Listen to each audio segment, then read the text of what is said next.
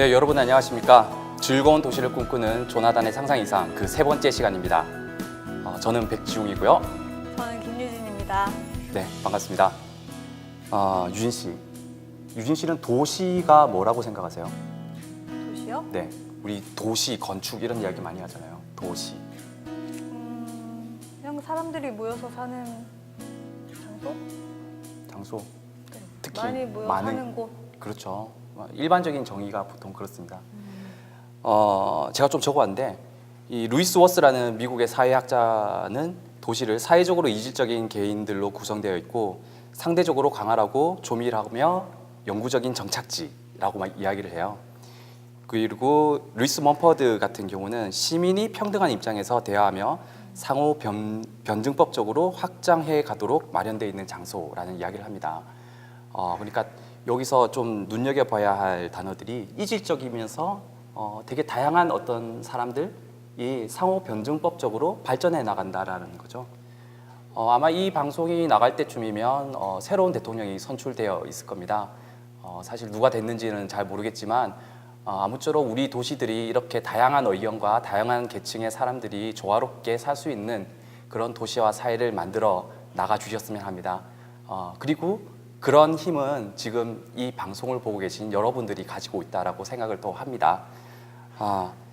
네, 그러면 본격적으로 또 3회를 또 시작해 보도록 하겠습니다.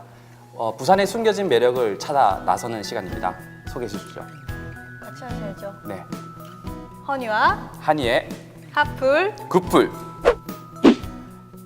네, 오늘도 공정여행가 양한희 대표님과 부산 속의 건축 저자이신 이승원 교수님께서 나와 계십니다. 안녕하십니까? 반갑습니다. 네, 이제 좀 자연스럽죠? 네, 세 번을 하니까. 네, 교수님 오늘 소개해 주실 곳은 어디입니까? 네, 오늘은 기장에 가시면요, 부산에 동해 바다를 끼고 있는 기장에 여러 핫한 그 카페들과 레스토랑이 있는데요. 그 중에서도 가장 핫하다고 할 수 있는 카페를 오늘 소개해 드리려고 합니다. 역시 부산하면 뭐 동해와 남해를 끼고 있는 참 해양의 도시라고 할 수 있죠. 그 중에서도 특히 요즘에 동부산이라고 부르는 기장, 송정 이쪽 지역이 상당히 많은 변화를 겪고 있는 것 같아요. 제가 오늘 지도를 조금 준비를 네. 해왔는데 기장 대변항에서 저기 고리원전 있는 그 사이만 지도를 준비를 하면서 거기에 카페들하고 레스토랑들을 마킹을 해왔거든요. 네네. 그 사이만 하더라도 저렇게 많아요. 야, 저기 근데 제가 이게 네. 다 체크가 안 된 부분도 아마 있을 거예요. 네. 저렇게 많고 또 건물 형태를 보시더라도 다음 사진 한번 보실까요? 건물 형태도 참 뭐 곳곳마다 개성 있게 요즘 카페를 짓고 있는 것 같아요. 그래서 네. 다 좋은 카페지만 이 중에서도 꼭 방문해봐야 되는 두 군데 중요한 카페를 말씀드릴까 합니다. 네, 그곳이 어디입니까? 오늘은 저기 웨이브온이라고 하는 네. 곳과요. 그다음에 로쏘라고 하는 카페 두 곳을 소개해드리겠습니다. 웨이브온과 카페 로쏘. 네, 웨이브온은 요즘 워낙 핫한 또 카페 중에 하나죠. 제가 갔을 때만 해도 뭐 평일인데도 뭐 엄청나게 사람이 많아서 자리가 사실 없더라고요. 네. 교수님 웨이브온에 대해서 좀 간략하게 한번 설명을 해주시죠. 그래서 사실 이 카페는 가지 마셔야 돼요. 아니 소개를 해주시면서 가지 말라고 하는 건 또 뭔가요? 왜냐하면 네. 카페를 갔는데 이게 긴 줄을 반드시 서야만 되는 네. 기다리는 대기 줄이 있습니다. 맞습니다. 맞아요. 예. 그런데다가 또 한 가지 아이러니한 것은 너무나 멋진 풍광이긴 하지만 바로 앞에 고리원전이 바로 앞에 있거든요. 네, 좀 그렇죠. 네, 그래서 조금은 아이러니하지만 그럼에도 불구하고 이 카페를 꼭 가셔야 되는 거죠. 네. 사실은 이게 공간이 너무 좋은 요즘 말로 하면 이미지 깡패, 네. 뷰 깡패, 또 내부 공간도 깡패 이러한 좋은 측면들이 있기 때문에 카페에서 커피도 우리가 마시지만 공간이 주는 좋은 기운을 이렇게 흡입하려면 이 정도의 카페도 가보실 필요가 있다는 생각이 듭니다. 네. 특히 어느 부분이 깡패인가요? 네, 깡패 중에도 어깨 깡패도 있고 뭐 이렇게 여러 가지 있잖아요. 그 점에 대해서는 우리 한사가 한마디 하실 것 같은데요. 아, 우선은 뷰가 제일 관건인 것 같고요. 낮에도 물론 좋지만 밤에 가도 되게 좋더라고요. 이제 바다 쪽으로 비추는 조명들이 되게 예쁘고 또 약간 신비로운 느낌을 자아내기도 해요. 그래서 뭐 그런 부분들이 좀 장점인 것 같고, 그리고 사실은 우리가 카페는 주로 차만 마시러 가잖아요. 근데 그 옆에 좀 다양한 시설들이 같이 있는 게 좀 특이했어요. 뭐 밥집도 옆에 있었고, 좀 옆에는 또 바로 붙어 있는 공간이 또 그 캠핑도 캠핑장이죠. 할 수 네. 있는, 그 같이 연결되어 있는 구조를 가지고 있더라고요. 그래서 좀 오히려 뭐 차만 마시기보다는 그냥 그 해안 주변으로 다양한 것들을 같이 즐길 수 있는 그런 좀 여러 가지 시설들이 있어서 오히려 더 좀 재미있는 공간이었지 않나 싶습니다. 가끔씩 저는 이렇게 점잖해 보이지만 가끔씩 이게 속으로부터 여기 이렇게 툭 튀어나올 때가 가끔 있는데 네. 이런 좋은 공간을 만날 때 이 속에서부터 진심으로 어린 이게 여기 턱 튀어나오는 게 왜냐하면 시샘이죠, 시샘. 정말 좋은 곳에 정말 더럽게 잘 지었다. 더럽게 잘 지었다 이런 생각이 들기도 하고, 또 한편으로는 맞습니다, 예. 아우 나는 왜 이런 설계를 못했을까라고 하는 것과 내 주변에 있는 지인 건축가들은 왜 이렇게 멋지게 안 짓고 있는가라고 네. 하는 여러 가지 마음과 함께 이렇게 훅 올라오는 생리적인 반응이 있어요. 저도 제가 그렇습니다. 네. 건축가분이랑 같이 갔어요, 저 공간을. 그랬더니 그분이 그런 얘기 하시더라고요.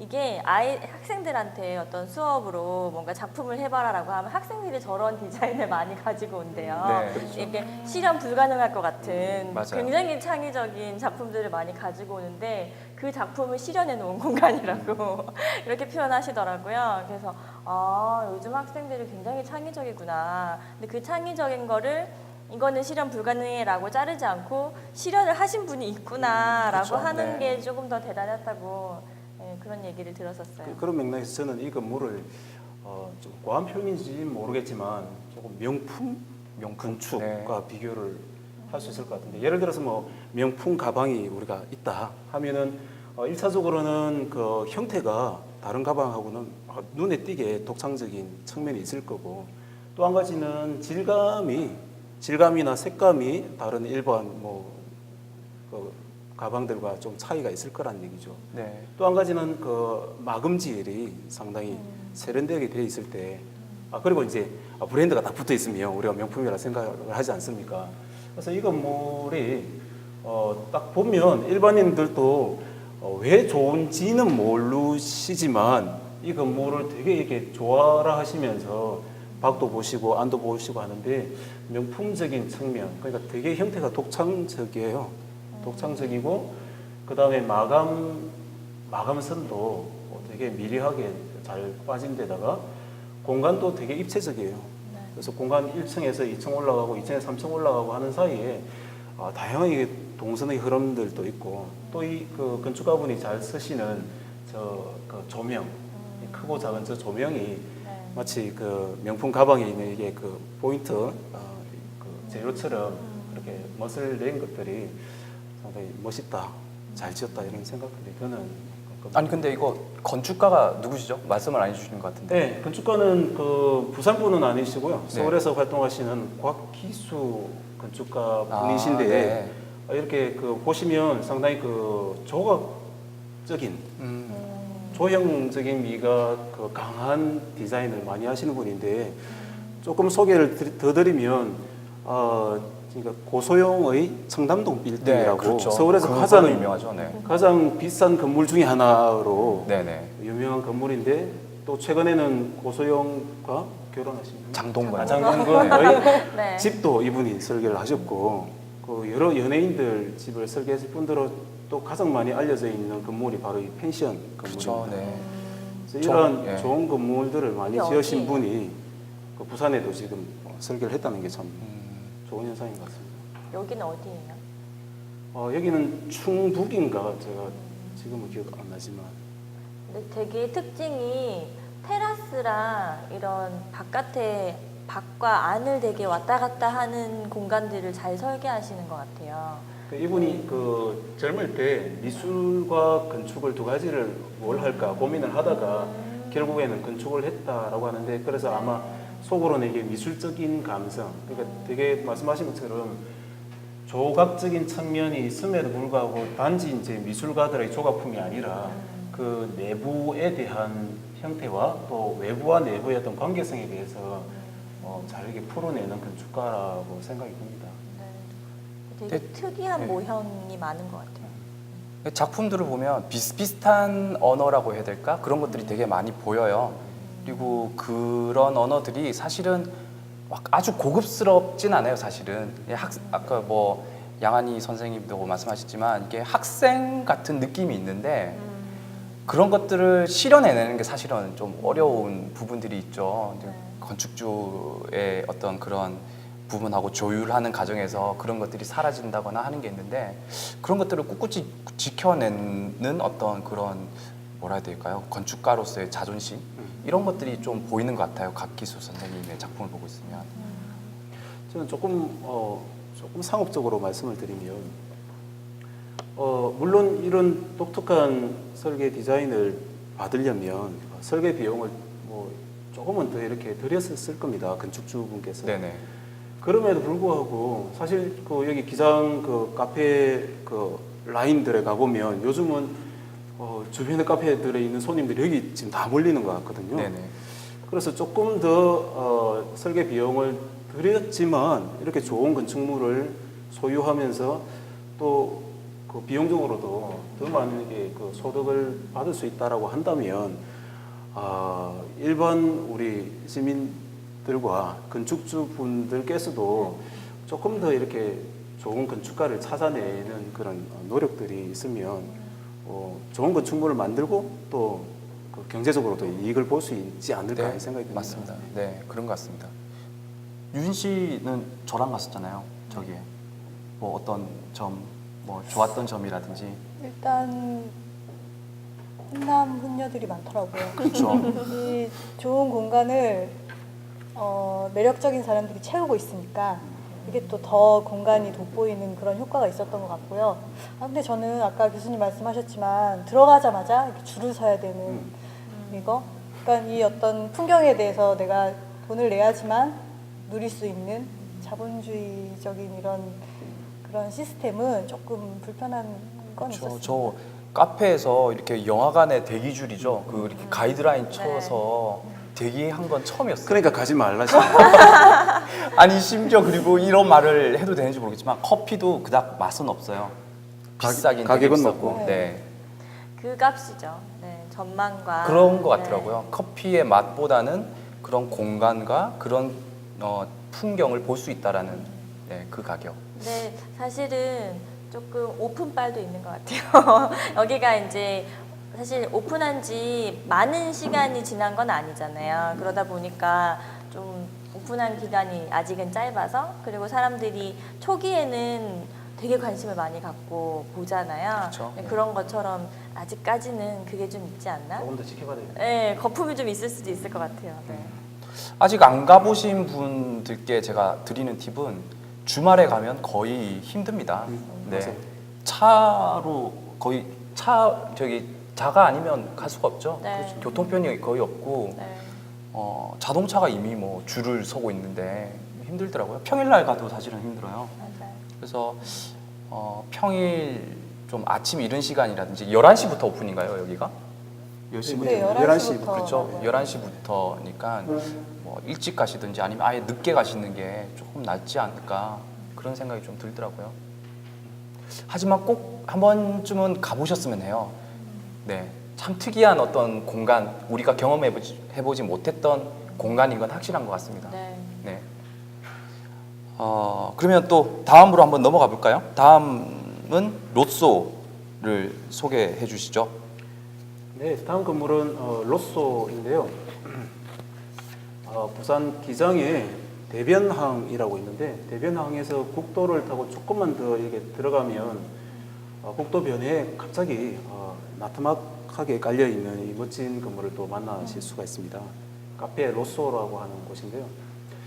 앞서 말씀드린 저기 웨이브온이 그 풍광을 바라보는 뷰포인트가 조금 위에서 이렇게 멀리 아래쪽을 내려다보는 뷰포인트라고 한다면 이 로쏘 같은 경우에는 거의 땅에 접지해서 바다를 이게 전면에서 이게 쳐다보는 네. 바다와 더 이렇게 밀착되어 있는 느낌이 드는 카페라고 얘기를 할 수가 있는데 그런 이유가 그 앞에 있는 그 작은 만이 있는데요. 그 만이 안반들이 이렇게 그 조금 바다 그 가까이까지 이게 쭉 있대요. 바다 속에. 그래서 파도가 오는 것을 어느 정도 이게 그 바위 자체가 막아준다 그래요. 그래서 조금 그 나트막하게 해도 어느 정도 그걸 막아주는 측면도 있고 또 한편으로는 이 주변의 풍광이 너무 좋은데 건축가가 건물이 도드라지게 디자인을 하기보다는 주변 환경에 그에게 어우러지게끔 하기 위해서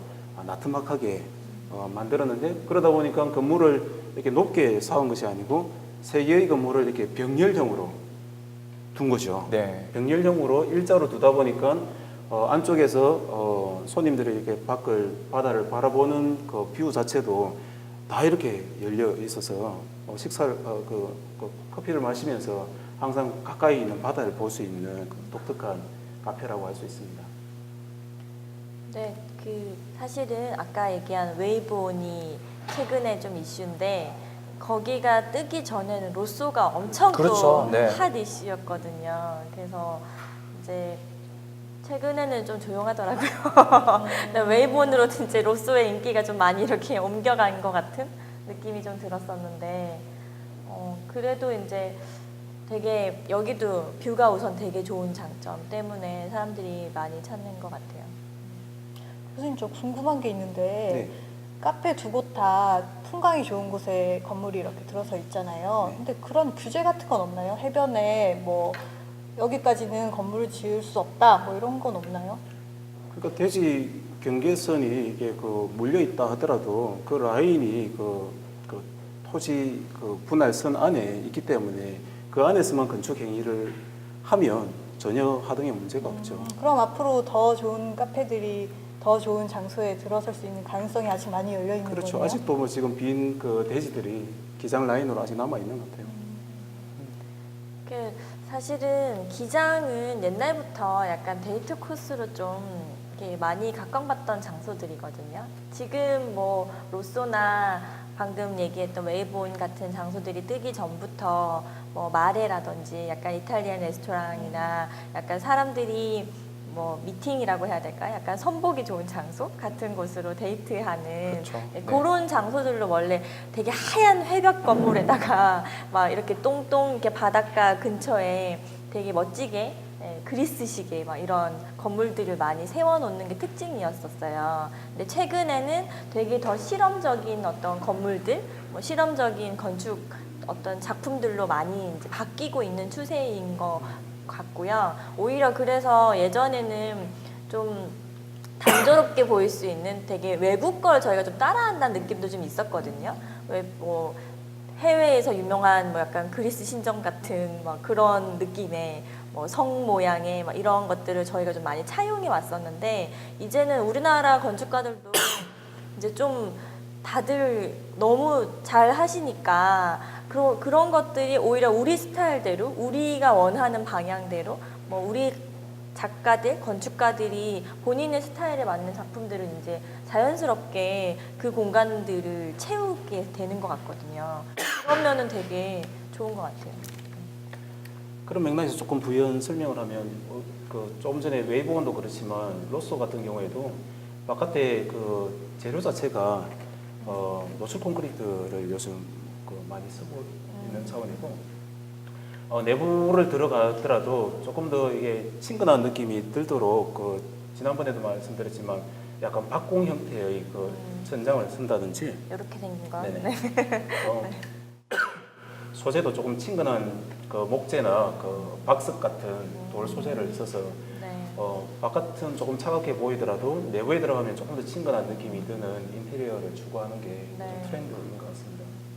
그 최근에는 바다를 끼고 이제 아예 풀장까지 만드는 카페들도 많이 생기고 있거든요. 이제 이게 서양에서 보던 풍경이 아닌 거죠. 우리나라도 바깥에는 이제 바다가 바로 보이는 전경들이 멋진 전경들이 있고 또 내부에는 뭐 이렇게 풀장도 있고 뭐 약간 뭐 파티도 할 수 있고 모임도 할 수 있는 되게 다양한 형태의 카페들이 많이 생기고 있는 것 같아요.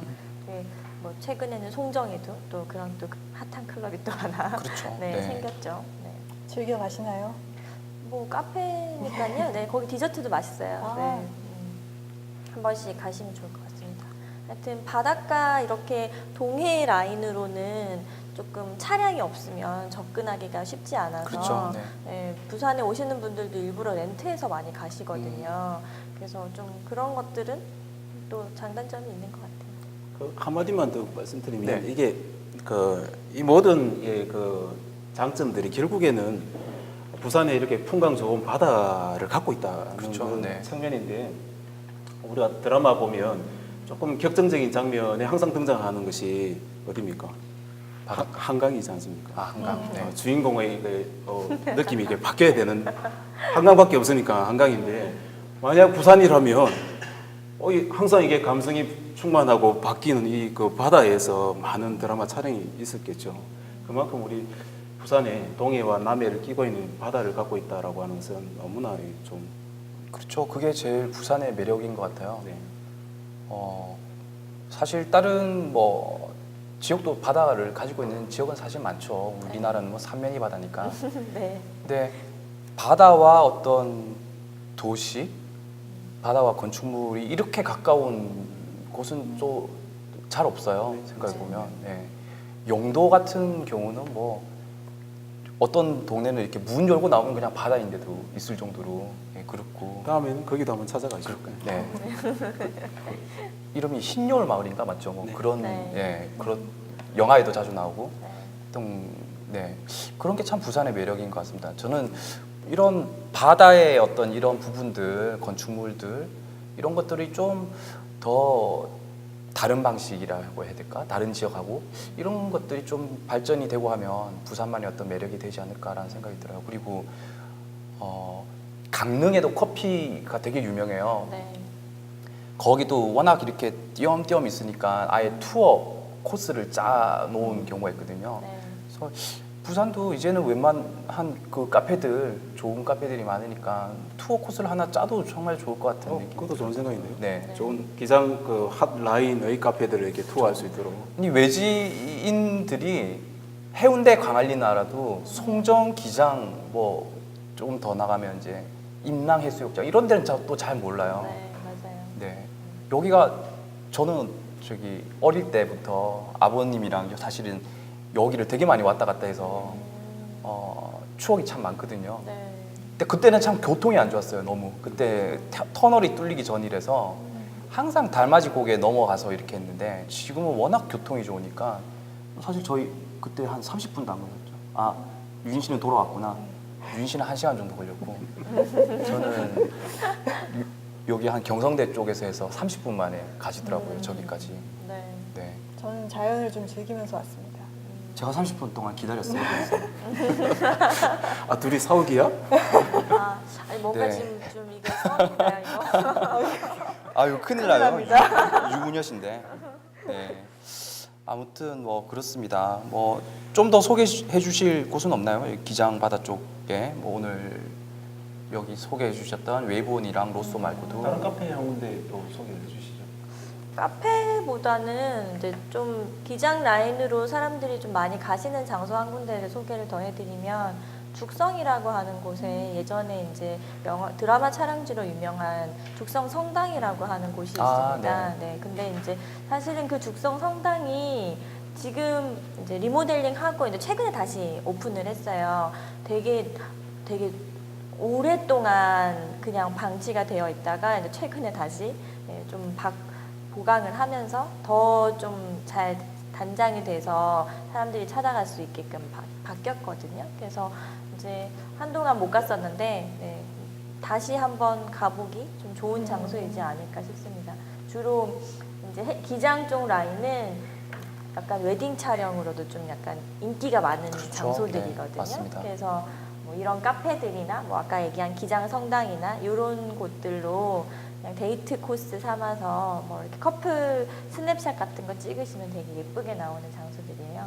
그래서 또 인스타그램에 최근에 아까 웨이브온이나 막 이런데 또 막 되게 얼리 어답터 같이 뭔가 새로 생기고 요즘에 핫하다 그러면 꼭 가봐야 되는 심리들이 있더라고요. 그쵸, 네. 젊은 친구들이 인스타에 내 거에 하나 올렸다. 이게 되게 큰 또 자랑인가 봐요. 그래서 뭐 그런 것도 네, 충분히 만족스러운 곳이 아닐까 싶습니다. 정말 여기는 최고의 데이트 코스인 것 같아요. 네. 여성분들은 사진 찍기 참 좋고 네. 남성분들은 운전 실력 한번 뽐내기 참 오빠 이렇게 운전 가야 잘해. 최고입니다.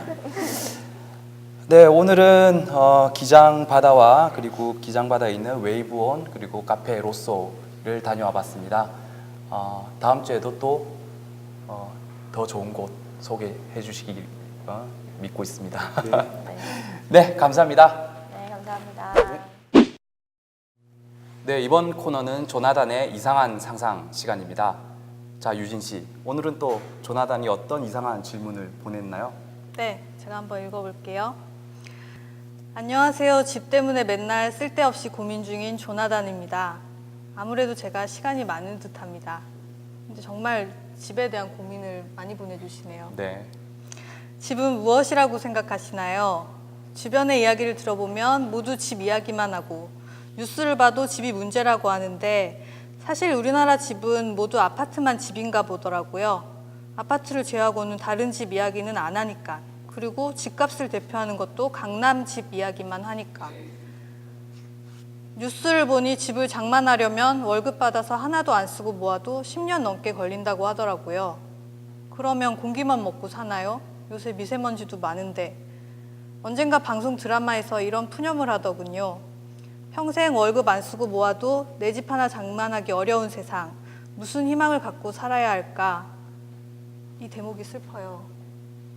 가난이 대문을 두드리면 사랑이 창문으로 달아난대. 내 처지에 남의 집 귀한 딸 데려와서 무슨 고생 시키겠다고. 결국 연애도 결혼도 아이도 포기해야 하고 이건 포기하는 소리 맞죠? 우리 집 고민 안 하고 사는 방법 없나요? 오늘은 좀 사연이 슬픕니다. 네, 점점 조나단 이제 싫어지려고 그래요. 여기 답이 없는, 에이 답 없어. 교수님은 네. 아직 미혼이시잖아요. 네, 저는 절실하게 동감해요 여기에 대해서. 그러면 집이 없으면 결혼 안 하실 거예요? 그게 참 문제예요 지금. 참 집이 짐이에요 저한테. 네, 저는 집 없이 결혼했는데 잘 살고 있습니다. 남편분은 아마 그렇게 생각 안 할걸요. 아니요, 저희는 이게 네. 마음가짐이 중요한 것 같아요. 이 문제에 대한 답은 찾을 수 없으니까 전 조나단한테 마음가짐을 바꾸라고 얘기하겠습니다. 집 말고 다른 곳에서 즐거움을 찾아야죠. 그리고 아파트 너무 비싼데 사실 지난주에 우리 김성률 소장님, 네. 이기철 소장님께서 가진 돈으로 집 지어줄 수 있다고 하셨잖아요. 그러니까 굳이 아파트만 고집하지 말고 주택이나 이런 집도 생각해 볼 수 있지 않을까요? 그런데 이제 조나단의 질문이 신혼부부의 어떤 초점을 약간 이제 벗어나면 요즘에 이제 독신자들이 많잖아요. 독신자들한테는 이게 상당히 또 부담이에요. 그래서 제가 조사를 해봤더니 30세 미만의 사람에게 주거비의 부담이 자기가 벌어들이는 소득의 약 30%가 주거비로 나간대요. 그 나머지 가지고 밥 먹고 뭐 교통해야 되고 하는 거죠. 문화생활 즐겨야 되고. 그게 상당한 부담이라는 거죠. 그 신혼부부에게는 또 정부의 혜택들도 또 많잖아요. 뭐 소형 아파트를 임대해 준다든지 또는 뭐 분양권을 미리 뭐 좀 준다든지 하는 게 많은데 독신자들은 이게 상당히 힘들어요. 저도 지금 그런 처지고. 네. 참 공감이 되는 질문인데 저도 답을 드릴 수 없는 또 질문이기도 해요. 네. 저는 답을 줄 수 있어요. 조나단에게는. 뭐라고요? 지금까지 모아놓은 돈 가지고 김성윤 소장님 찾아가세요. 이게 오늘 저의 답입니다. 진짜요? 네. 김성준 소장 좋아하겠네요. 좀 다양한 형태의 주거가 좀 공급될 필요가 있다라고 저는 좀 생각을 해요. 그래서 여러 가지 뭐 소형 우리가 흔히 말하는 그냥 소형 아파트 이런 게 아니라 뭐 여러 명이서 동시에 살 수 있는 어떤 집이라든지 네. 네. 그것도 좋은 방법이네요. 네. 돈을 모아서 네네. 집을 지어도 되잖아요. 그렇죠. 그런 것들이 좀 있으면 뭐 이런 문제들이 자연스럽게 해결되지 않을까. 그때쯤 되면 이제 저도 결혼하겠죠. 네, 화이팅. 네, 알겠습니다. 여기에 BGM 깔아주세요. 아주 슬픈 음악으로. 네, 여러분들은 어떤 생각을 가지고 계신지 궁금합니다. 저희 페이스북이나 또는 유튜브 하단의 댓글에다가 여러분들 의견을 많이 달아주셨으면 합니다. 네, 여러분들의 의견 기다리고 있겠습니다. 네, 감사합니다. 네, 이번 코너는 상상 이상 토크 시간입니다. 오늘은 부산 여행 특공대 손민수 대표님과 비온 후의 이인미 대표님 모시고 이야기를 나눠보도록 하겠습니다. 안녕하십니까? 네, 반갑습니다. 먼저 각자 소개를 좀 부탁드리겠습니다. 제가 먼저 하나요? 네. 네, 저는 지금 현재 부산 여행 특공대라고 하는 작은 여행사를 운영을 하고 있습니다. 부산 사람도 모르는 진짜 부산 이야기. 그래서 해운대, 광안리, 태종대를 가지 않고 부산의 원도심과 산복도로의 사람들의 삶을 이야기하는 그런 여행을 하고 있는 부산 여행 특공대를 운영하고 있는 손민수, 부산에서 손반장이라고 불리고 있습니다. 손반장이요? 네, 손입니다. 송이 아니고. 아, 네. 잘 알겠습니다. 그리고 이인미 대표님? 아, 네. 저는 뭐 사진 찍는 임입니다. 근데 뭐 사진이라는 게 제가 세상을 보는 방법이고 또 세상하고 소통하는 방법이니까 사진을 통해서 할 수 있는 무슨 일이든지는 다 하고 있어요. 뭐 책도 만들고 거기다 사람들도 만나고 전시도 하고 사진과 관련된 모든 일을 하고 있습니다. 네. 저는 이제 이미 선생님하고는 사실 구면이고요. 네. 15년 전에 저는 뵀어요. 제가 학생 때 건축 모형 사진을 찍으러 한번 오셔서 제가 그때 처음 뵀었고 네. 손 반장님은 처음입니다. 아, 저도 처음입니다. 네, 네. 반갑습니다. 네, 반갑습니다. 상당히 재밌다고 들었어요. 아, 누가 사람이 말입니까? 아니면 여행이 말입니까? 사람도 그렇고 여행도 그렇고. 아, 그래요? 네. 좀 잘못하신 것 같은데. 네, 오늘 재밌는 시간 기대하고 있겠습니다. 네, 알겠습니다. 우선 이인미 대표님하고 좀 이야기를 먼저 나눠볼까 하는데요. 대표님은 부산에서는 건축에 관련된 사진 그리고 여행에 관련된 사진으로서는 뭐 유명하신 분들 중에 한 분이라고 저는 잘 알고 있습니다. 네, 어떻게 그렇죠? 유지도 네. 잘 알고 있죠? 부산을 대표하는 네, 건축 사진 작가시잖아요. 그러면 일반 사람들은 사진 작가 하면은 뭐 건축 사진 작가, 뭐 여행 작가 이런 게 따로 있다는 걸 잘 모를 것 같은데 건축 사진 작가라는 이 직업에 대해서 조금 말씀해 주셔도 좋을 것 같아요. 네. 뭐 요즘 글쎄 건축을 대상으로 찍는 사람이 건축 사진가라고 할 수가 있겠죠. 그래서 처음 시작은 건축 잡지를 통해서 사진을 찍기 시작을 했었어요. 또 뭐 어떻게 보면 건축을 전공한 덕분에 뭐 사진을 찍어야 됐다고 마음 먹어서 자연스럽게 건축 사진을 찍기 시작을 했고 건축 사진을 오래 찍다가 보니까 자연히 이제 도시에 대한 사진을 찍게 되고 도시 사진을 찍다가 보니까 다시 여행 사진을 찍게 되고 그렇게 꼬리에 꼬리를 물고서는 사진을 찍게 된 것 같아요. 그래서 뭐 아기를 찍으려면 베이비 포토 스튜디오에 가야 되는 것처럼 건축가가 건축물을 찍으려면 건축사진가랑 찍게 되는 거라고 생각하면 좀 건축사진가가 쉽게 생각이 들지 않을까 싶으네요. 혹시 작가님 작품을 한번 좀 몇 컷이라도 소개해 주실 수 있으신가요? 네, 제가 건축 사진도 찍지만 그 과정에 생겼던 도시 부산에 대한 사진을 좀 찍었었거든요. 거기 뭐 IC라고 하는 내가 본다, 나는 본다라고 하는 시리즈들이 계속 나오는데 뭐 어너더 프레임, 뭐 시티스케이프 뭐 이런 시리즈들이 있거든요.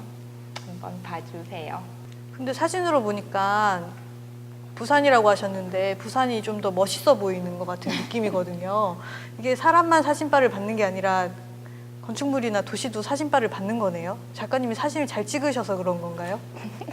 네, 사진빨이 있어야 되죠. 그죠? 근데 제 사진이 좀 뭐 사진이라고 하는 게 굉장히 사실적이잖아요. 그 우리가 늘 얘기하면 사진 찍으면 그 사람이 정확하게 딱 표현될 거라고 상상하지만 아무도 자기 증명사진이 자기랑 똑같다고 생각하는 사람이 없잖아요. 네네. 그런 것좀 약간 포샵과 뭔가 좀 분위기를 연출해줘야 되는데 저는 사진 좀 찍을 때 과도한 도시 포샵으로 인하여 좀 내가 그 전체 한 화면에 보이는 것 중에 내가 보고 싶은 어떠한 것들을 좀 강조하다가 보니까 제가 찍었던 도시 부산 사진들 사람들이 되게 낯선 느낌? 그렇게 받아들여져 하는 것 같아요. 흑백이 너무 명확해서 느낌 자체가 대부분의 사진이 흑백 사진이에요. 그렇진 않은데 네. 도시 사진들은 제가 흑백을 좀 많이 찍는 편이에요. 왜냐하면 저는 정확하게 부산이라고 하는 도시를 찍고 있기 때문에 너무 사람들이 저긴 문현동, 저기는 광안리, 저기는 어디라고 얘기를 해 느껴지는 걸 별로 좋아하지 않고 그냥 딱 보면 그 사진을 보는 순간 이 도시에 대해서 다시 생각할 수 있는 시점, 계기가 그 사진을 볼 수 있게 되는 거야지 그 장소에 너무 집착하지 않았으면 좋겠어서 좀 흑백 사진을 찍는 편이에요. 아, 근데 손 반장님께서 아까 그렇게 말씀하셨잖아요. 해운대와 태종대를 가지 않고 네. 부산을 여행하는 여행사. 근데 해운대랑 태종대 가고 싶어하는 사람은 어떻게 합니까? 커시면 되죠. 네. 그 프로그램도 있습니까? 아니 없어요.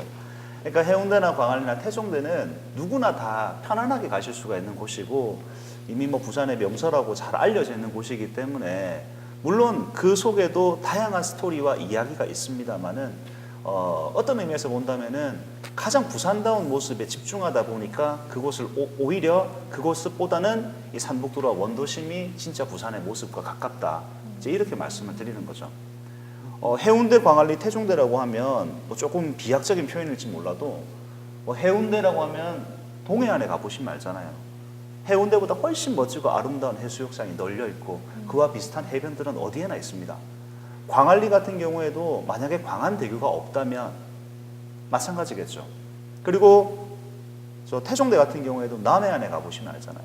태종대보다 훨씬 멋지고 아름다운 해안 절경이 천지 빛깔이 있잖아요. 자, 그럼 과연 부산만이 가지고 있는 이미지는 무엇일까 했을 때 산북도로에 올라서 산 아래 마을을 내려다보면서 바다를 보는 풍경, 이거라고 생각을 하거든요. 그러니까 이 모습은 전 세계 어느 도시에 가서도 보기 힘든 모습이 아닐까. 그리고 역으로 생각하면 우리 부산이 가지고 있는 부산 사람들의 어떤 의미라 아니면 그런 정체성이라든가 가치를 느낄 수 있는 그런 공간이 아닐까. 그러니까 해운대, 광안리, 태종대보다는 이제 원도심과 산북도로의 모습이 어떻게 보면 부산을 알리는 그 여행지로서 최적지다. 뭐 이렇게 생각을 하는 거죠. 아니 대표님 회사라고 해야 되나요? 회사 회사 맞습니다. 이름이 참 독특해요. 여행특공대. 네. 이름이 참 멋진데. 예, 앞에 아니 부산- 그러면 손반장이 아니라 뭐 손대위 이렇게 해야 되는 거 아니에요? 특공대면? 네. 대부분 이제 그렇게 생각하시는데 이것도 이제 왜 반장이냐 하시는데 이게 사람들은 이 패턴에서 벗어나면 더 특이하게 생각을 하잖아요. 일단 저는 여행 조교입니다. 네. 여행 조교고 여행 조교 손반장입니다. 일단 반장이라는 의미는 뭐냐면 학교 다닐 때 반장을 못 해봤어요. 근데 작은 구멍가게라도 운영하면 대표는 될 수 있지만 반장은 못 되잖아요. 네네. 그러니까 부산을 대표하는 무언가가 되겠다. 이런 의미에서 손반장을 스스로 자처하고 나섰고 여행특공대라는 이름 자체는 부산에 일반적으로 하고 있는 그런 여행들, 그 여행들은 저는 정규군이라고 지목을 했어요. 네. 그러니까 뭐 시티투어 버스, 2층 버스라든가 아니면 다른 여행사에서 운영하고 있는 시티투어라고 하는 형태의 그런 여행 프로그램은 정규군. 근데 이 정규군이 가지 않는 그러니까 왜 국제시장이 국제시장이고 자갈치가 왜 자갈치며 부산의 음식이 왜 밀면인지 이런 이야기를 하는 여행은 없다는 거죠. 그러니까 나는 게릴라가 되겠다. 너희들은 정규군이니까 나는 게릴라 할게. 그래서 저와 함께 여행을 하고 나시면 여행 특공대가 된다는 얘기죠. 부산을 여행하는 특공대가 된다. 그래서 특공대로 만들어 드리기 위해서는 조교가 필요하잖아요. 네네. 그 사람이 이제 바로 제가 되는 거고. 네. 이런 의미를 가지고 있습니다. 아니 그럼 뭐 투어 돌면 뭐 이렇게 수료증 같은 것도 주나요? 아, 수료증은 없어요. 아 그런가요? 하지만 저희 기념품을 따로 드립니다. 나 어떤 기념품? 부산의 옛 모습이 담겨 있는 사진 엽서를 저희가 기념품으로 드리고 있어요. 그래서 전 세계 어디에서도 살 수 없는 네. 저희만이 가지고 있는 그 부산의 옛 모습을 담은 사진을 엽서를 드리고 있죠. 아니 우리 회사 이름이 재밌기로는 이미 대표님도 참 재밌어요. 비온후. 네. 뭐, 저 굉장히 단순하게 비오누라고 지었는데 그런가요? 건축 사진이 원래 비 오는 날 안 찍거든요. 아. 비 온 후에 찍기가 제일 좋거든요. 사진을 좀 많이 찍어 보려고 비 오누라고 지었습니다. 근데 요즘에 미세먼지가 많아가지고 네네. 더군다나 비 온 후에 사진을 찍으러 나가죠. 그렇죠. 네. 그런 의미가 또 있었군요. 네. 네. 그리고 특히 또 대표님 집이 또 유명해요. 대표님만큼이나. 그렇죠. 비 온 후 주택이라고 네이버. 네네. 부산다운 건축상도 받았잖아요. 아, 네네. 부산대원 네. 건축상도 받았습니다. 집이 정말 예쁘더라고요. 이승원 교수님 항상 말씀하시는 그 박공지붕. 그게 실제 옆에 사시는 분하고 같이 이렇게 하는 네. 건가요? 아. 저희가 집을 도심 안에 있는 굉장히 작은 집이거든요. 네네. 집 땅이 30평이니까. 아. 근데 그 저희 바로 옆집도 30평 집이 났는데 그 집을 이제 한 6개월 동안 수소문해서 그 집에 같이 이사 올 사람을 찾았는데 생각보다 선뜻 아파트를 버리고 이사 오시는 분이 없더라고요. 그래서 구하다 작가분 한 분이 오셔가지고 같이 마당을 공유하니까 같은 30평 집이 2배로 커진 거나 마찬가지죠. 오늘 두 분 다 평범하지 않으신 분 두 분을 모신 것 같아요. 느낌이. 평범한데 맞죠? 너무 평범한. 아니 손반장님은 네. 언제부터 그런 어떤 투어 가이드 또는 뭐 그거를 생각하셨는지. 원래는 제가 2003년이죠. 2003년에 부산 후쿠오카를 왕복하는 여객선 회사가 있어요. 네네. 미래고속이라고 해서 네 알고 있습니다. 호비. 네네. 거기에 이제 제가 원래 입사를 했었고요. 네네. 뭐 지금 뭐 당당하게 밝혀도 상관이 없는데 제가 노조 만들어서 42일 동안 파업하고 회사를 그만뒀죠. 예, 예. 그래서 그 이후에 이제 일본 쪽하고 이제 연을 맺었으니까 일본 쪽과 계속 일을 하면서 일본을 오가는 그러니까 일본에 이제 손님들을 데리고 나가는 스루 가이드 일을 한 10년 정도 했었어요. 네. 한 300번도 넘게 일본을 다녀왔었고 그러다가 이제 이 일을 하게 된 거죠. 그러니까 따지고 보면은 이제 일본이라고 하는 도시를 사람들을 데리고 왔다 갔다 하는 그런 그 가이드, 좀 해설사 일을 이제 어느 정도 몸에 익혀놓은 상태에서 이제 부산을 새롭게 본 거죠. 제가 이 일을 시작하게 된 가장 큰 동기부여는 이제 저희 어머니가 저한테 하셨던 한마디 때문에. 네. 어떤 말씀? 그러니까 제가 한 5년 전쯤에 부산에 산복도로에 이사를 왔을 때 네. 저희 어머니가 다음 날 저희 집 오셔서 하셨던 첫 마디가 네가 와 다시 산복도로에 왔노 이거였어요. 그 당시만 하더라도 그게 무슨 말인지 몰랐죠. 그런데 제가 이사를 와서 저희 집 바로 옆집에 저랑 지금 같이 이 여행 특공대를 만든 친구가 산다는 걸 한 달 뒤에 알았어요. 우연찮게 길에서 만나서 이야기를 하다 보니까 그 친구는 평생을 산복도로에서 살아온 친구고 아버지, 어머니도 다 산복도로에서 살아오셨던 산 지인이에요. 네. 그 친구를 통해서 산복도로 이야기를 들으면서 곳곳을 다녔는데 정말 부산이라는 거죠. 그때 저희 어머니가 하셨던 네가 와 다시 산복도로에 왔노라는 그 말이 머리에 딱 꼽힌 거예요. 원래 저는 서동에서 태어났습니다. 서동이요? 네. 네, 이 서동이라는 곳이 수정동 산복도로 사람들이 강제 철거를 당해서 그렇죠. 네. 정책 이주를 한 이주죠. 정책 이주지 않습니까? 네. 그래서 제가 서동에서 태어나서 그러니까 저희 어머니가 수정동 산복도로 살다가 강제 이주를 당해서 서동으로 가셨고 제가 서동에서 태어났는데 다시 산복도로에 왔으니까 어머니 심정이 어떠셨겠어요? 그때 처음으로 어머니한테 옛날 얘기를 들었어요. 근데 그게 작게는 우리 어머니 얘기지만 크게 보면 그게 부산 사람들의 이야기죠. 네. 그래서 이걸 내가 좀 여행으로 만들어서 이걸 사람들에게 좀 알려주고 싶다. 이런 의미에서 이 여행을 시작이 하게 된 거죠. 네. 근데 우리 임미 대표님은 삼복도로에 뭐 자주 가시는 편인가요? 네, 사진 뭐 찍을 일이 있거나 네네. 하면 자주 가게 되는데 글쎄 전 소량에 살질 않았으니까 사실 삼복도로에 대해서는 어떻게 보면 지금 부산에 오는 관광객들하고 그렇게 별반 다를 것 없이 이렇게 삼복도로를 보지 않나라는 생각을 하는데 삼복도로에 가면 저는 항상 느끼거든요. 아, 부산의 사람들이 삼복도로에 가서 좋아하는 이유가 뭘까? 이렇게 생각을 하면 극적인 장면들, 그 하이라이트가 있어야 되잖아요. 모든 것에 드라마를 보든 뭐 쇼를 보든 삼복도로는 사실 골목길은 굉장히 많거든요. 전국에 한 동네가 없는 동네는 없잖아요. 그렇죠. 네. 근데 한 동네를 꼬불꼬불 돌아서 딱 왔는데 바다가 보인다. 그 끝이 바다다. 이런 약간 극적인 장면들 그런 것 때문에 삼복도로를 사진을 찍으러 많이 가는데 금방 그 또 스토리 얘기를 하니까 또 새롭네요. 아니 그러면 일본도 많이 가시고 네. 특히 이제 후쿠오카라 그러면 네. 부산이랑 상당히 비슷하다라고 생각하시는 분이 많잖아요. 근데 후쿠오카는 그 산이 그렇게 많지 않죠. 네. 차라리 나가사키라든가 아니면은 이제 나가사키가 제일 비슷한 도시 같아요. 왜냐하면 나가사키도 이 바다와 인접해 있고 위쪽으로 쭉 이렇게 거기는 다 원래 묘지가 있었던 곳이 많고요. 그리고 다 산 위로 집이 올라와 있으니까 산복도로 느낌은 확실히 나는 거죠. 그러니까 어떻게 보면 부산과 가장 닮아 있는 도시란다면 저는 나가사키 쪽, 일본에 이렇게 말씀을 드리죠. 야경도 비슷해요. 야경도요. 네. 근데 사실 야경은 부산이 훨씬 더 낫습니다. 부산의 야경을 제일 잘 볼 수 있는 곳은 어딘가요?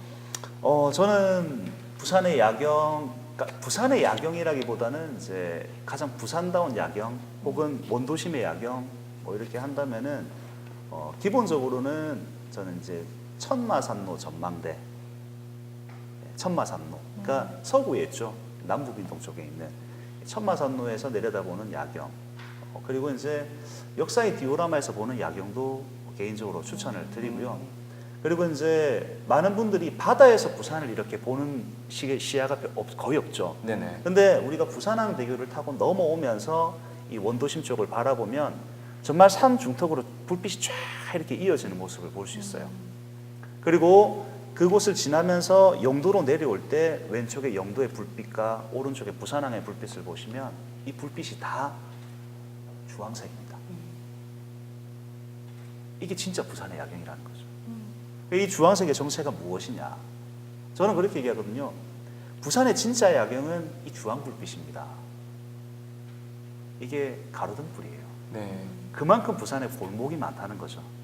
이 골목 하나하나에 수많은 사연이 있는 곳이 부산이고 이 골목에 그 수많은 가로등 아래서 만들어진 사연들이 그리움이 되어서 되돌아 나오는 고장이 바로 제가 살고 있는 부산이다. 이런 이야기를 하는 거죠. 이 이야기 어디서 방송에서 하신 적 있지 않으신가요? 오늘 처음입니다. 그런가요? 네. 들은 것 같이. 네. 제가 야경 투어를 하면서 늘 하는 네. 마지막에 부산을 이야기하면서 정리하는 멘트 중에 하나고요. 네. 그리고 실제로 이제 일본을 자주 오가시는 경우가 있다면 저녁에 비행기를 타고 딱 이륙을 했을 때, 자 일본 쪽에서 이륙했을 때는 아래쪽을 보시면은 하얀 불빛이에요. 근데 부산에 도착할 때 쫙 내려오면 부산은 전부 노란 불빛입니다. 가로등 불빛 색깔이 그렇죠. 다른 거네요. 네. 그래서 이런 아련함이 있다는 거죠, 부산은. 아니 우리 이임님이 대표님께서는 그 한국 건축 개념 사전이나 한국 전통 건축 책을 또 네. 디자인하고 진행하신 걸로 알고 있는데 하시면서 가장 기억에 남는 어떤 도시라고 해야 될까요? 뭐 이런 장소는 어디? 그걸 물어보면 네. 네네. 너무 누구나 말하는 뻔한 장소를 제가 얘기하게 돼서 네. 다른 데를 말해야 되나? 막 이렇게 고민을 하게 되는데 네네. 부석사인데 부석사를 너무 좋아하는 게 네. 부석사의 절을 좋아하는 것도 있지만 건물을 좋아하는 것도 있지만 그 저녁에 6시 여름에는 7시 겨울에는 6시에 가면 북을 치거든요. 네네. 한 1시간 정도? 그 북소리가 이렇게 부석사라고 하는 곳이 앞에 계속 태백산이 쭉 펼쳐져 있잖아요. 네네. 정말 무슨 공연장처럼 그 위에서 내려다보면 그 굉장히 웅장한 북소리가 산을 타고 이렇게 확 퍼지는 그것 때문에 저는 사람들한테 전통은 저 어디 가는 게 제일 좋아요? 라고 물어보면 전 무조건 부석사에 북 치는 시간에 가라 이렇게 얘기를 해주거든요. 그런데 또 이렇게 부석사의 그 웅장한 북소리와 다르게 해인사 새벽의 북소리는 굉장히 아름답거든요. 부드럽고. 그러니까 그런 사찰에서 치는 그 북소리가 뭐 오케스트라의 어떤 음악 소리보다 훨씬 더 사람 마음을 좀 이렇게 붙잡고 또 가고 싶게 만드는 그런 게. 그래서 건축이라고 하는 게 아까 얘기한 콘크리트가 딱딱한 것처럼 그 건축의 공간이 갖고 있는 어떤 그 공간만이 갖고 있는 어떤 이야기, 그 공간만이 보여줄 수 있는 무언가 때문에 가게 되는 것 같아요. 그러면은 방금 말씀하신 그 소리라든지 어떤 냄새일 수도 있고. 냄새라든지 네. 그런 이야기를 사진에 담아낼 수 있는 방법이 있나요? 저는 담는다고 찍는데 공감하지 않는다면 할 수 없는 거죠. 왠지 근데- 들리는 것 같아요. 네. 아니 경험인 것 같아요. 모든 게 여행도 사실은 네. 그 손방장님의 여행에 공감을 가지고 오는 사람은 부산에 손방장님 여행하지 않아도 어느 다른 도시에 가도 네. 그렇게 유명한 곳을 가지 않아도 즐거움이 있다라는 것을 아는 분이 찾아오는 것처럼 사진도 어떤 내가 그 전에 느꼈던 어떤 그 장소가 아니라도 그 다른 곳에서 느꼈던 뭔가 자기가 갖고 있었던 감성이 있으면 같이 공감할 수 있는 그런 게 있는 거란 생각이 들어요. 대단한 매개물이겠죠. 예. 기억을 끄집어내는. 그렇죠. 네. 딱 그게 아니더라도. 네. 싶습니다. 아니 정확하게 삼복도라고 하면 네. 어디서부터 어디까지를 대략적으로 말하는 건가요? 지금은 대단히 애매해졌죠. 네. 원래 산복도로는 처음에 1962년에 공사를 시작했을 때 지금 건곡교차로 옛날 교통부 사거리라고 합니다. 그 보링극장이 있는 곳이죠. 아, 네네. 네, 보링극장이 있는 그 본곡 사거리에서부터 금수사 입구까지가 첫 번째 산복도로의 공사였고요. 네네. 많은 사람들이 저 산복도로 하면 또 의미를 잘 모르시는데 매산자의 배복자입니다. 산의 배부분에 만들어진 도로다. 그래서 산복도로가 되고요. 이 메인 도로의 이름은 망양로입니다. 이 망양로의 뜻은 발알망자의 대서양, 인도양, 태평양 할 때 바다 양자. 바다. 네. 아까 제가 말씀드렸죠. 네네. 바다를 바라보는 길입니다. 음. 그래서 지금은 전체 메인 도로는 약 16.8km 정도 되고요. 지금은 뭐 영도 산복도로, 영주동 산복도로, 초량동 산복도로, 범일동 산복도로, 그 다음에 전포동, 부전동, 그 다음에 가야 산복도가 다 이어져 있죠. 그렇죠. 네. 그래서 이걸 다 연결하면 약 30km 정도 될 정도로 부산의 산복도로는 이제는 뭐 대단한 부산을 다 가로짓는 이야, 그런 되게- 길이라고 볼 수 있죠. 그럼 그 긴 삼복도로를 만약에 이렇게 한 번에 네. 뭐 지나가기라도 하고 싶다 하면 뭐 어떤 방법이 그러면 있어요? 일단은 다 지나다니는 거 무리시고요.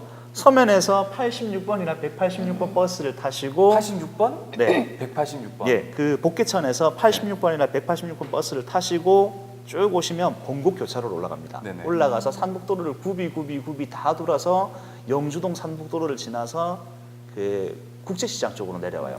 네. 그래서 86번과 186번을 타시면 해결됩니다. 86번과 186번. 네. 기억을 꼭 하고 서면에서. 있어야 되겠네요. 네. 그러면 아니 손반장님 생각하시는 부산 삼복도로 말고 네. 또 좋아하는 장소 개인적으로 어떤 장소가 있나요? 저는 산복도로 말고 이야기를 하라고 한다면 사실 장소가 너무나 많아요. 네. 너무나 많은데 산복도로를 다 지어낸다면 저는 증산 전망대. 증산이요. 네, 증산 전망대. 증산. 아니 저는 부산에 사는 사람인데 네. 자꾸 말씀하신 지명을 네. 잘 모르는 저도 곳이 잘 너무 모르겠어요. 많이 나요. 증산? 네, 증산이라는 네. 산이 있어요. 이 산이 바로 부산의 지명의 유래가 되는 산입니다. 그런가요? 네, 이 증산에 올라간다는 건 부산에 올라간다는 거예요. 여기 올라가서 우리 부산을 내려다보는 게 어떤 의미에서는 진짜 부산을 내려다보는. 그러니까 부산에 올라가서 진짜 부산을 내려다볼 수 있는 곳. 그게 증산인데 동구에 있습니다. 동구 동구요? 자천동에 있고요. 네. 자천동 지하철역 3번 출구로 나와서 산 쪽으로 올라오면 거기에 안용복 기념 부산포 계양 문화관이 있고요. 네네. 그 뒤쪽으로 증선으로 올라가는 경사형 엘리베이터가 작년 4월에 만들어졌습니다. 이 엘리베이터를 타고 증선 전망대에 올라서면 부산을 내려다볼 수 있죠. 아니 우리 이인미 대표님은 삼복도로 말고 그러면 또 다른 부산에 좋아하는 장소는 어디신가요? 전 그 범어사 주변 네네. 아 범어사. 좋아하죠. 예. 그러니까 아까 얘기하신 것처럼 부산하면 바다라고 생각을 하고 또 사람들이 바다를 보러 부산에 많이 오잖아요. 네네. 사실 부산에 사는 사람들은 뭐 지천에 널린 게 바다니까 별로 그렇게 바다에 이렇게 목매어 하지 않거든요. 네. 오히려 금정산, 뭐 네, 맞습니다. 범어사, 이 산이 주는 느낌 이런 게 더 좋을 적이 많은 것 같아요. 네. 또 뭐 길도 좋잖아요. 범어사 올라가는. 저는 작가님 사진 몇 컷을 봤는데 네네. 그 중에서 되게 마음에 들었던 사진이 있거든요. 근데 그게 범어사 가는 길에 있는 아. 곳이라고 들었는데 네. 저 사진 소개 한번 해주세요. 너무 예뻐요. 네, 식물원 사진이에요. 근데 저기가 부산에 있는 동네 금강원 옆에 있는 아, 그 네. 식물원이에요.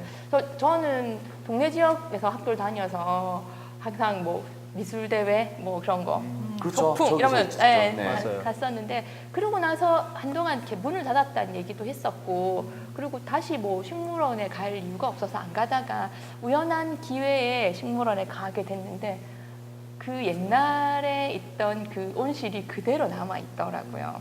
근데 그 온실 속에 있는 식물들이 너무 잘 관리되고 있는데도 오래된 세월 흔적 때문에 이 나중에 이렇게 창문에 튀어 나오려고 하는 그런 장면들 그리고 이 계속 덧칠되어서 몇십 년째 칠해진 창틀 이런 걸 찍었는데 사실 저걸 찍게 된 계기가 있었어요. 제가 어너덜 프레임이라고 하는 그런 작업하고 흑백 사진을 찍는다는 게 제가 늘 흑백 사진을 찍고 어떤 프레임 너머로 세상을 보고 있는 걸 찍는다라고 하는 게 뭔가 좀 바꿔봐야겠다. 컬러를 찍고 그리고 뭔가 밖에서 안을 보이고 있는 사진 한번 찍어봐야겠다라고 찾는 것 중에 하나였는데 찍고 났더니 딱히 초록색만 있을 뿐이지 컬러 사진도 아니었고 프레임이 없는 사진도 아니라서 역시 사진은 자기가 보는 방법이 있고 그 보는 방법대로 무엇을 봐도 그렇게 찍는구나 이런 생각을 하게 되더라고요.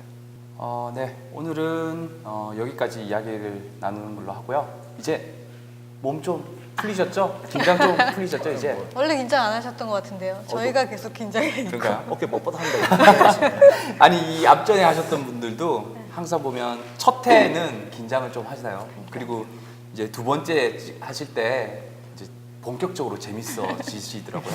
너무 재밌게 말씀 잘하시는데요. 아닙니다, 저는. 네. 저는 네. 이게 제 직업이잖아요. 말하는 게. 네, 스토리텔러기 때문에. 네, 그러면 다음 4회 때 기대를 하고 있겠습니다. 기대하겠습니다. 너무 기대만 심어드린 거 아닌가 모르겠습니다. 네. 네, 그러면 4회 때 또 이야기를 나눠보는 걸로 하겠습니다. 네, 자리해 주셔서 감사합니다. 네, 고맙습니다. 네. 네, 이제 어린이날도 지나갔고 스승의 날이 남았나요? 아직?